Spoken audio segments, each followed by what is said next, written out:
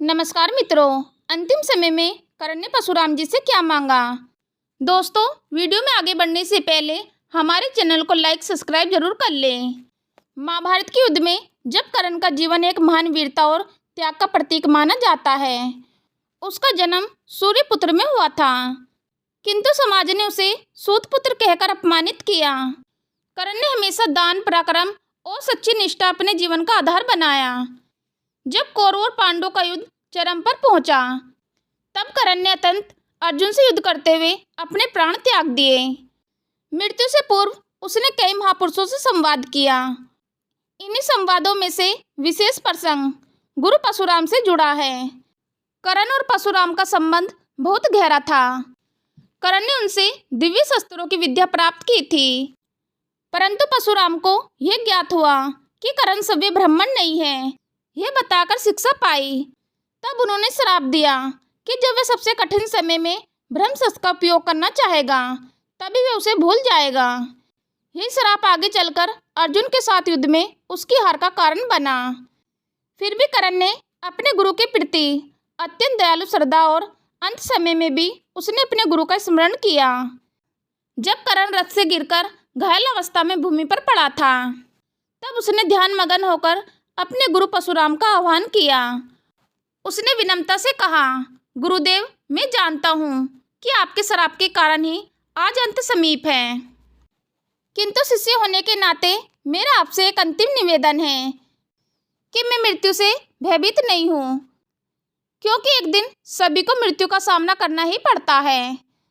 मेरा निवेदन केवल इतना है कि आप मेरे जीवन के सारे पापों का बोझ अपने आशीर्वाद से हल्का कर दें, ताकि मैं निडर होकर मृत्यु का स्वागत कर सकूं।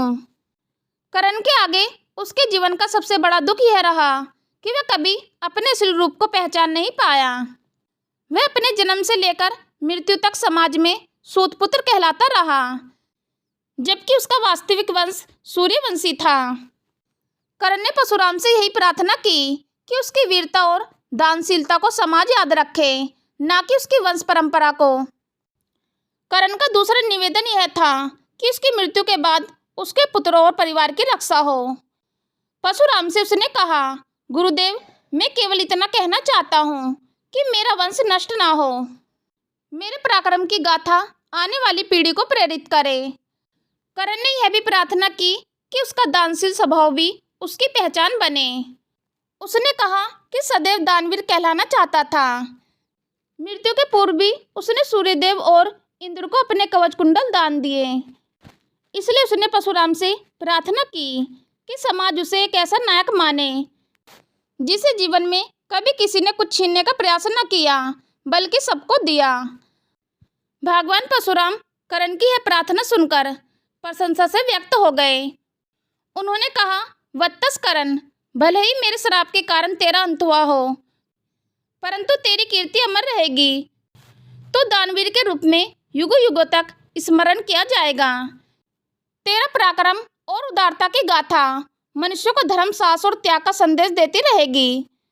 जो व्यक्ति तेरे चरित्र का स्मरण करेगा, उसे सदैव प्रेरणा प्राप्त होगी।